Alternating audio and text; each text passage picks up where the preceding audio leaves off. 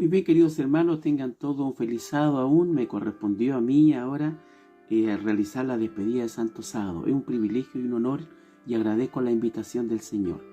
Bien, vamos a hacer la lectura del capítulo 26 de este maravilloso libro, La historia de la redención. Y tiene un título y dice, El ministerio de Cristo. Apreciados hermanos, realmente fue maravilloso y a la vez terrible el momento en que nuestro Señor Jesucristo tuvo que pasar allá en el capítulo 4 de Lucas, donde aparece la tentación. Vemos nosotros que yo en la primera parte, ¿no es cierto?, le puse el título Una compañía maligna. Entonces vemos que Satanás atacó a Jesús directamente en aquella tentación. Jesús fue llevado por el Espíritu Santo, dice la palabra, al desierto para ser tentado por Jesús, o sea, por Satanás. Entonces Satanás vemos que no descansa, Satanás sigue trabajando, pero Satanás aprovechó, ¿no es cierto?, el último día de tentación de nuestro Señor, y ahí fue donde trabajó arduamente. Dice que fue una compañía maligna, pero una vez que no pudo lograr su éxito, se alejó de Jesús por un tiempo, porque él se reunió con sus ángeles para maquinar otro trabajo. El enemigo había fracasado con sus más fieras tentaciones, pero esperaba el momento cuando Jesús se dedicara a su ministerio, ¿no es cierto?, en cuyo transcurso en diferentes ocasiones puso a prueba su astucia contra él. Ahora, ¿qué hace el enemigo? El enemigo cambia de estrategia y no importaba, dice, cuán exigentes fueran los judíos en el cumplimiento de sus ceremonias y sacrificios, si se los podía mantener ciegos al mantener de la profecía, ¿no es cierto?, el mensaje de la profecía, y si se lo lograba hacerlos creer que el Mesías debía aparecer como un poderoso rey mundano, se los podía inducir a despreciar y rechazar a Jesús. Entonces, ahora, ¿qué hace el enemigo? El enemigo trabaja con las masas y quiere lograr de que las masas vean a Jesús como un rey mundano, no como un rey espiritual, no como un rey del universo, no como el hacedor del maravilloso plan de redención. Entonces, apreciados hermanos, el Señor nos dice también, dice, más de una vez los protegieron y lo apartaron de la airada multitud. Aquí tenemos la compañía de los santos ángeles. Entonces, cuando Jesús era atacado, ¿no es cierto?, los ángeles protegían al Señor. Y cuando Jesús terminó su obra en la tentación, de los 40 días en el desierto, los ángeles se acercaron a Jesús y lo fortalecieron y lo alimentaron, dice. Es la misma experiencia que se vive cuando se ayuna, hermano. Cuando nosotros deseamos ayunar y acercarnos al Señor, dice que los ángeles también nos ayudan y nos protegen. Y en la tercera lectura, ¿no es cierto?, dice que Jesús trabajaba para aliviar los sufrimientos del pueblo. Jesús trabajó arduamente, hermano. Hizo un trabajo de comunicación, un trabajo personalizado. Jesús se acercó a las personas que sufrían. Y aquí hay un mensaje para nosotros y para los que están trabajando en la viña del Señor. Nosotros debemos apersonarnos, hermano, hacia los hermanos que sufren, hacia los hermanos que están siendo tentados. Un trabajo más personalizado en este tiempo es lo que necesitamos. Y es lo que nuestro Señor Jesucristo hizo en la tierra. Por eso el Señor dice que debemos hacer como Él nos enseñó. Y ahora aquí nos va diciendo, ¿no es cierto?, con palabras llenas de gracia consolaba al enfermo, al débil, al tembloroso y al desanimado, a los débiles acusados triunfantes. Jesús los arrebató de su puño y devolvió la alegría y felicidad. Entonces, cuando Jesús llegaba a un lugar, hermano, había pobreza espiritual, había desencanto, había tristeza. Pero una vez que Jesús se alejaba, porque Jesús hacía la obra, dice que ese lugar se transformaba en un lugar lleno de alegría y lleno de luz. Ahora la pregunta para nosotros: ¿estamos yendo nosotros a cumplir la misma misión? ¿Nos estamos acercando donde las personas que sufren? ¿Estamos entregando la luz del cielo? ¿Estamos enseñando a las personas a llevar un mejor estilo de vida? Entonces, apreciados hermanos, la vida de Cristo estuvo llena de palabras y actos, saturado de benevolencia, simpatía y amor. Siempre estuvo atento para escuchar las quejas de los que llevaban en su propio cuerpo las evidencias de su poder divino. No obstante, después que las obras estuvieron realizadas, muchos se avergonzaron del humilde pero poderoso predicador. Entonces, ¿por qué, hermano, ocurrió eso? porque es lo mismo que ocurre hoy en día, hermano. La gente miraba en menos a Jesús, porque era hijo de un carpintero, porque vestía en forma sencilla. Entonces cuando Jesús hablaba, las multitudes le creían. Pero una vez que Jesús se alejaba, Satanás atacaba a las personas. Y las personas decían, ¿quién es este hombre que viene a hacer milagros, que viene a ayudar a las personas? ¿Esta persona de dónde apareció? Y lo mismo van a hacer con nosotros también en muchos momentos, hermano. ¿Quién es este hermano? Es un hombre sencillo, mira, y predica la palabra, porque la gente siempre se fija en el que dirán, apreciados hermanos. Ya yendo, ¿no es cierto?, ahondando el mensaje, hubo una oposición de parte del pueblo, porque Satanás trabajó, hermano. Entonces, ahora, a donde él estaba fueron dominados por un gran asombro. Lo vieron lleno de simpatía y compasión. Al verificar, dice, las desgracias del género humano, lo escucharon dirigir palabras de ánimo con amor y ternura al débil y al afligido. Entonces el Señor era muy tierno, hermano. Y el Señor dice que tenía mucha ternura, pero también tenía mucha transparencia en lo que Él entregaba. Y ahora, mientras Satanás trazaba sus planes, Jesús revelaba cuidadosamente a sus discípulos los sufrimientos por los cuales tendría que pasar, cómo sería crucificado y cómo se levantaría de nuevo al tercer día. Pero el entendimiento de ellos estaba embotado y no podían entender lo que quería decirle. Entonces, mi querido hermano, muchas veces nosotros no entendemos el plan, no entendemos el propósito del Señor. Y aquí yo quiero detenerme un ratito, hermano. Nosotros tenemos que aprender a entender los propósitos de Dios en nuestra vida diaria. ¿Cuál es el propósito del Señor? Estamos viviendo tiempos peligrosos, hermano, de muchos planes satánicos. La pandemia es un plan satánico. Nosotros debemos trabajar en son de la verdad. Ahora es cuando el mensaje de la reforma pro salud debiera mostrarse a las personas, debiéramos hablarles de lo que significa la vacuna en su vida, lo que significa la mascarilla, esta pandemia mundial que nos separa como personas, que nos está haciendo un terrible daño en nuestra vida. Ahora es cuando nosotros debemos predicar con ánimo, con alegría en las plazas y hablarle a las personas. Entonces, ahora nosotros vamos a ir al campo donde el Señor, al terreno espiritualmente hablando, cuando el Señor se transfiguró.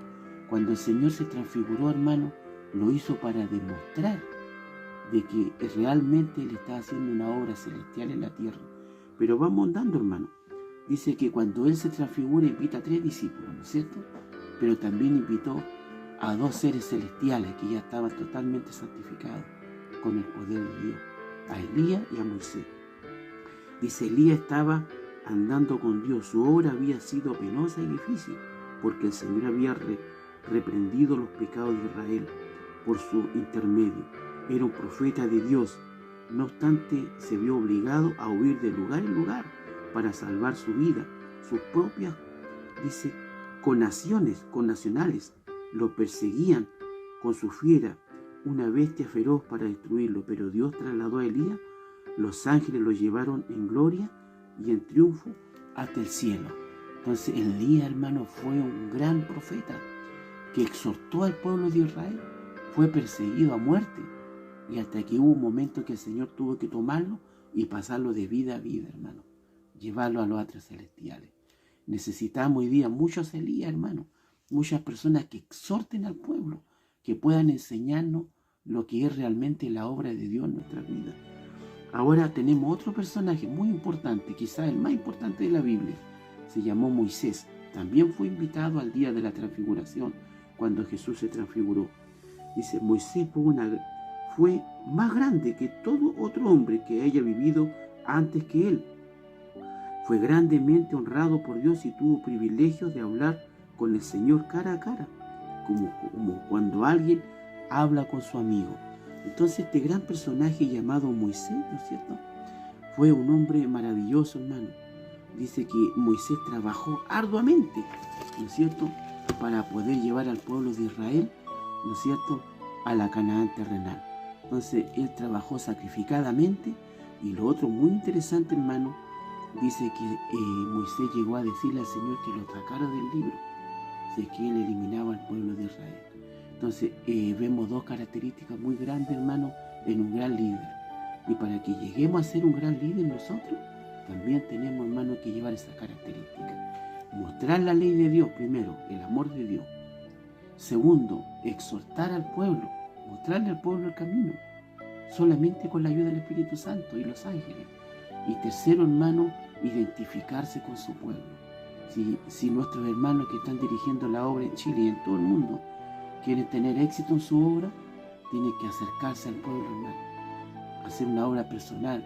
Perdónenme que soy reiterativo, hermano, pero es la verdad. Tenemos que acercarnos, tenemos que comer con el pueblo, acercarnos, vivir con el pueblo, quedarnos con los hermanos, si es posible un par de días, con familia, visitar, la visita, hermano, lo que más se necesita. Que el Señor nos ayude a nosotros también, los laicos que estamos trabajando en la viña del Señor, a acercarnos, ¿no es cierto?, hacia el hermano que está sufriendo. Entonces, Moisés pasó por la muerte, pero en el capítulo 35 de Deuteronomio, dice que cuando él bajó a la muerte, ¿no es cierto?, porque el Señor lo permitió, no le permitió entrar a la Canaán terrenal, pero sí le permitió que descansara. Dice, ¿qué ocurrió? Dice, cuando Moisés bajó a la muerte, ¿no es cierto?, dice que vino el ángel de Satanás también, pero también vino Miguel, lo resucitó y se lo arrebató al ángel de Satanás. Lo llevó al cielo. El enemigo se quejó amargamente contra Dios, acusándolo de injusto, al permitir que le fuera arrebatado su presa. Pero Cristo no reprendió a sus adversarios, a pesar de que el siervo de Dios había caído como resultado de sus tentaciones, mansamente remitió el caso a su padre. El Señor te reprenda, como dice en el libro de Judas, ¿no es cierto?, versículo 9. El Señor te reprenda. Apreciados hermanos, los planes de Dios siempre van a ser planes más altos que los planes del hombre. Entonces ahora el Señor arrebata a Moisés de los brazos de Satanás y lo lleva al cielo, con un propósito maravilloso en el cielo, hermano, como digno representante de la raza humana caída. Y ahora, después de muchos años, 4000 años, aparece nuevamente en escena Moisés, en la transfiguración de nuestro Señor Jesucristo. Qué maravilloso hubiera sido ver esa escena, hermano, donde estaba Jesús, Elías y Moisés. E incluso los discípulos se acercaron a él y dijeron, Señor, déjanos, permítenos hacer 3 enramadas para que ellos puedan morar, ¿no es cierto? Pero el Señor quería mostrarle a ellos su poder, su magnificencia a través de la transfiguración. Entonces ahora, convencidos los discípulos, fueron donde los demás discípulos comentaron, vivieron la experiencia. Y esa es la experiencia que tenemos que vivir nosotros, hermanos, acercarnos a Jesús, acercarnos a las enseñanzas de Elías y de Moisés. Finalmente el Señor nos dice, Jesús dijo a sus discípulos que había entre ellos algunos que no pasarían por la muerte hasta que vieran que el reino de Dios descendía con poder. Esta promesa se cumplió en ocasión de la transfiguración. El rostro de Jesús estaba transformado y resplandecía como el sol. Su túnica era blanca y fulguraba. Moisés estaba allí para representar a los que serían levantados de entre los muertos. Entonces aquí vemos el ejemplo de Moisés y el ejemplo de Elías. 2 ejemplos claros, hermano, en el tiempo final cuando los hijos de Dios sean restaurados. La resurrección de Elías, la resurrección de Moisés simboliza a aquellos que mueren y que serán resucitados para siempre, para vida eterna. Y el transportar a Elías de vida a vida representa a los sellados, los 144.000 que estarán en pie cuando venga la terminación de este mundo, cuando vengan las plagas, el gran tiempo de muerte. Entonces los hijos de Dios estarán en pie, hermano, y ellos serán trasladados, los 144.000 de vida a vida, llevados, ¿no es cierto?, a la vida celestial. Entonces, hermano, ya para finalizar, podemos decir, ¿no es cierto?, que hay lindas características en esta enseñanza que el Señor nos da a través del capítulo 26 de la historia de redención. Primero, el Señor voluntariamente va a la tentación, a un ayuno especial con su Padre para cumplir con la meta, con la obra, que es lo que tenemos que hacer nosotros si queremos ser espirituales, hermano, si queremos ser santificados, si queremos llegar a las almas, a los corazones de las personas. Tenemos que ayunar, hermano. Segundo, vemos cómo Satanás trabajó incansablemente con la muchedumbre, pero Satanás no se desanimó. Vamos a ir a muchos lugares, hermanos, vamos a ser maltratados, nos van a cerrar las puertas, nos van a tratar mal, pero nosotros tenemos que ir con la fe del Señor, porque toda obra tiene éxito. El Señor dijo, si solamente 2 se hubieran convertido, la obra del Señor hubiera sido un éxito. Hermanos, no nos desanimemos, vamos a recibir mucha oposición de parte de nuestra familia, de nuestros amigos, de nuestros seres queridos, aún de las personas más cercanas. Pero nosotros sigamos trabajando con ánimo, hermanito. No lo desanimemos, hermano. Entonces, que el Señor nos dé la fuerza para seguir adelante. Que el Señor nos dé el ánimo para enfrentar esta semana. No sabemos qué va a ocurrir esta semana, pero sí sabemos que Dios nos ama. Amemos a Dios con todo nuestro corazón y representémoslo a Él en esta vida, hermano. Que ese sea nuestro gran deseo en oración. Amén. Amén, hermanito.